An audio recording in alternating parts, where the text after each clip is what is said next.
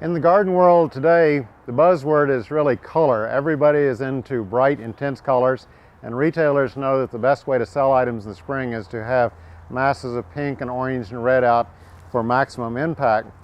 But we'd like to talk a little bit about the alternatives today of using green as certainly an important color in the garden, and using the whites and grays, the light tones, to add some coolness to the southern garden.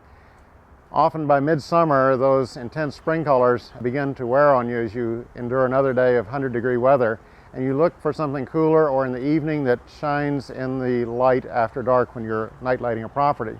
So we're going to look at a few plants here in the white garden at the NCSU Arboretum today, and starting with the plant that is sort of over and around me here, the weeping blue Atlas cedar. Certainly one of the more dramatic and magnificent of landscape plants, not often seen in the landscape simply because it's slow growing, and when it's small in a nursery and fairly expensive, people tend to not pick it up. But once it's installed and begins to grow, it will grow rather rapidly.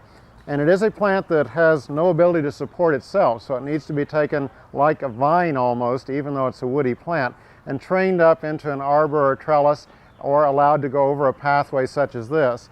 And as a conifer, it is evergreen. It has the foliage on year-round, and with this beautiful blue-gray color, it really is an addition to a garden at any time of the year.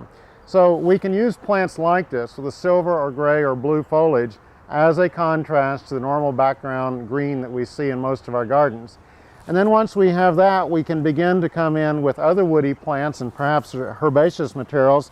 And we see three examples in through here.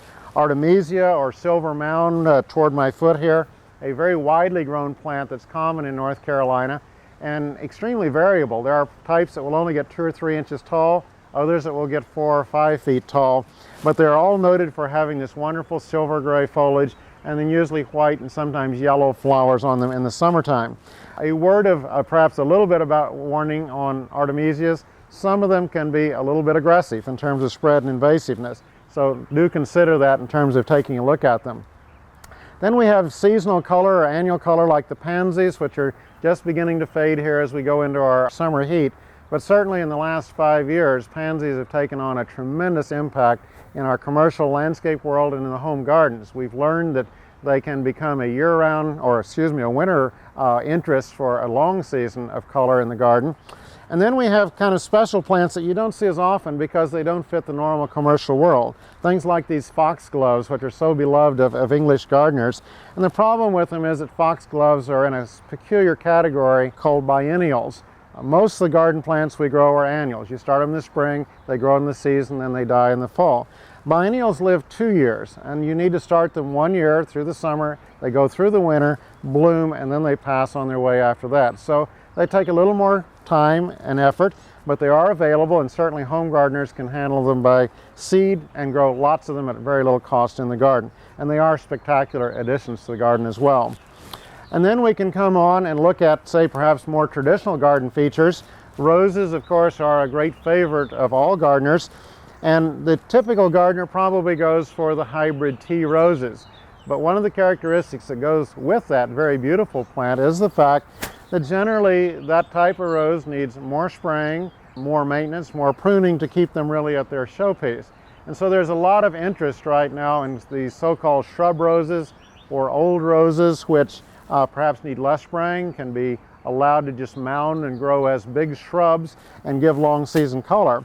And we've tested quite a number of such plants here at the NC State University Arboretum.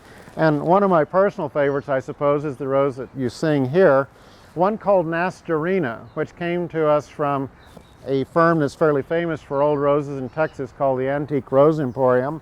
It's a rose that goes back into the 1800s and was originally found in the Middle East in a harem garden. And so it's been around for nearly 200 years. It's very fragrant, which is nice, and we've lost that in a lot of our garden roses today.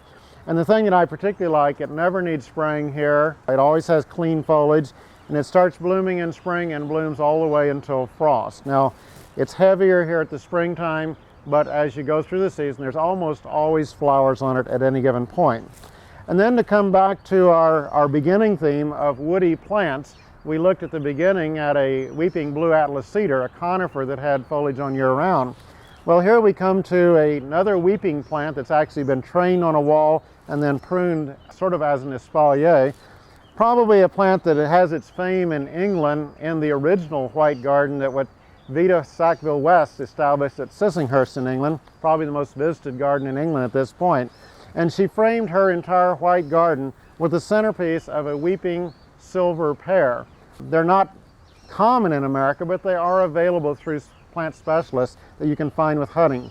But they do have silvery foliage which stays on it all summer, white flowers in the spring, and if it's grown as a freestanding plant, it makes a beautiful weeping arching plant of a great beauty and delicacy.